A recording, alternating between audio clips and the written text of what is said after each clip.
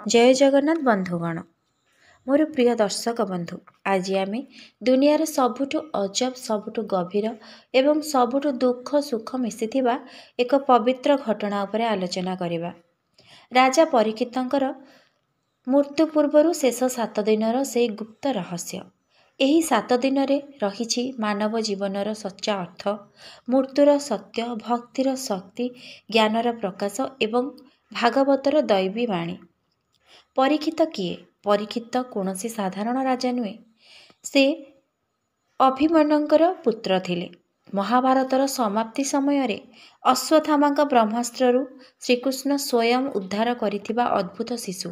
तेणु परीक्षितंक जीवन भगवान साक्षात कृपारे आरंभ होइथिला एवं पुणी भगवान कथा शुणिबारे शेष हेला। एहा साधारण लोकंक जीवन नुहे, एहा आध्यात्मिक यात्रा। साप किपरि लागिला? एक दिन परीक्षित शिकार करुथिले। तांकु तीव्र तृष्णा लागिला।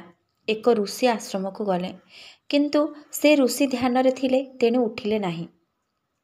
परीक्षित को लागिला से ऋषि तांको असम्मान करुछंदी। से पानी मागुछंती, किंतु से ऋषि किछि उठिलेनि कि किछि कथा सुनिले नाही।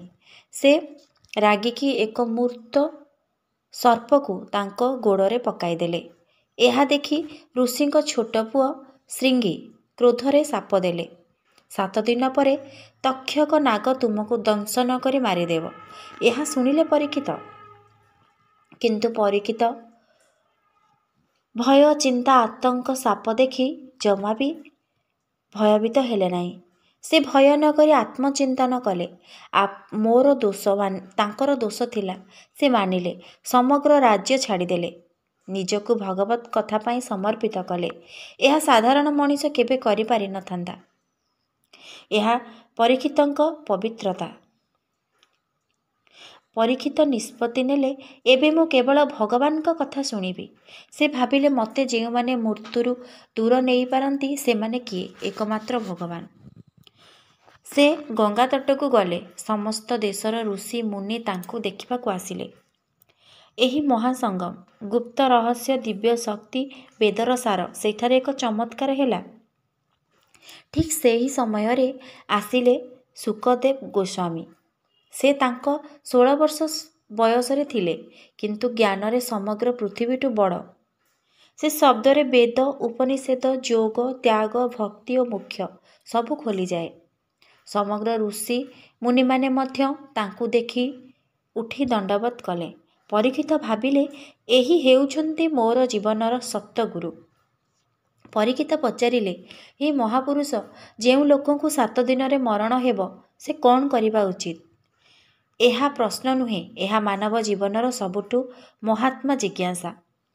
सुखदेव उत्तर देले, प्रत्येक मनीष 7 दिनिया जीवन जीउछि। किए केबे मरिब केही जानि नाही। तेणु भगवत कथा सुण, यह तुमको मृत्युरु मुक्त करिदेव। एबे आरंभ हेला भगवत सप्ताह। सुखदेव कहिले, जगत एक खेल मात्र।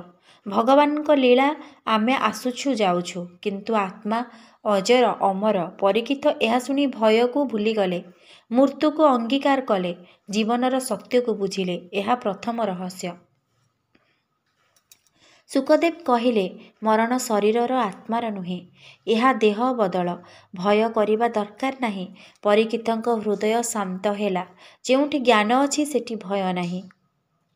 सुखदेव कहिले, भक्ति मनीषर सबुठु शक्तिशाली ब्रह्मास्त्र।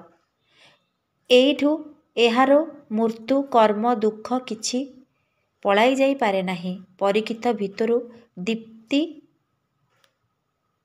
देले। मृत्युर भय तांकर 90% कमिगला। सुखदेव बुझाइले, देव दानव युद्ध भितरे नुहे, मन भितरे। सत असत युद्ध मनर हृदय रे चाले। परीक्षित यह शुणी क्रोधरु दूर कले। सर्प साप को भाग्य भावे निज मनरे नहीं गले। सुखदेव कहिले, कृष्ण गोपी लीला काम नुहे, यह हेउछि आत्मा परमात्मार जोग। परीक्षित गभीर ध्यान रे लागिगले। मनरे कौनसी भय रहिला नाही। ସୁକଦେବ କହିଲେ, କଳିଯୁଗ ଭୟଙ୍କର ନୁହେଁ, ଏହା ସର୍ବଶ୍ରେଷ୍ଠ ଯୁଗ। କେବଳ ନାମ ମାତ୍ରେ ହିଁ ମୁଖ୍ୟ ମିଳେ ଏହି ଯୁଗରେ। ପରୀକ୍ଷିତ କୃଷ୍ଣ ନାମ ଜପ କରୁଥିଲେ ସବୁବେଳେ। ସପ୍ତମ ଦିନ ତକ୍ଷକ ଆସୁଛି।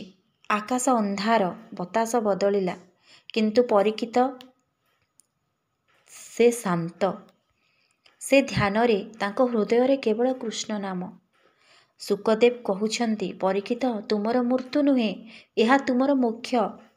ତକ୍ଷକ ଆସି ତାଙ୍କୁ ସ୍ପର୍ଶ କଲା ଏବଂ ପରୀକ୍ଷିତ ପରମଧାମକୁ ପ୍ରାପ୍ତ ହୋଇଗଲେ।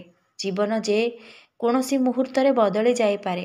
ପରୀକ୍ଷିତ ଏକ ମହାନ ରାଜା ଥିଲେ, କିନ୍ତୁ ଗୋଟିଏ ଛୋଟ ଭୁଲ ପାଇଁ ଶାପ ଲାଗିଗଲା। ଶିକ୍ଷା ହେଉଛି ଜୀବନରେ ଅହଙ୍କାର କରିବା ନୁହେଁ। ସମୟ ଏବଂ ପରିସ୍ଥିତି କେବେ ଯେ ବଦଳିଯିବ କେହି କହିପାରିବେ ନାହିଁ। ମୃତ୍ୟୁ ଭୟ ନୁହେଁ, ଜ୍ଞାନ ପାଇଁ ସୁଯୋଗ। 7 ଦିନ ବାକି ଥିଲା, ତଥାପି ପରୀକ୍ଷିତ ଭୟ ପାଇଲେ ନାହିଁ।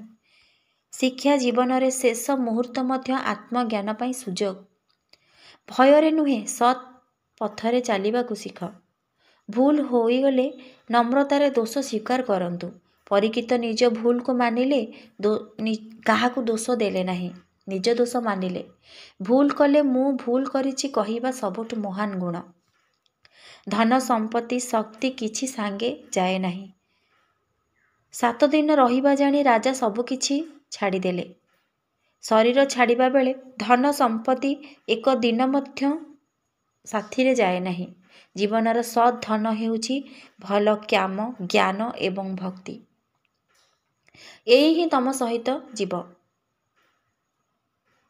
ମୁଁ ଆଶା କରୁଛି এই ଭିଡ଼ିଓଟି ଆପଣମାନଙ୍କୁ ନିହାତି ଭଲ ଲାଗିଥିବ। ଯଦି ଭଲ ଲାଗିଛି ଲାଇକ୍, ସେୟାର, ସବସ୍କ୍ରାଇବ୍ ନିଶ୍ଚିନ୍ତ କରିବେ। ରହିଲି। ଜୟ ଜଗନ୍ନାଥ।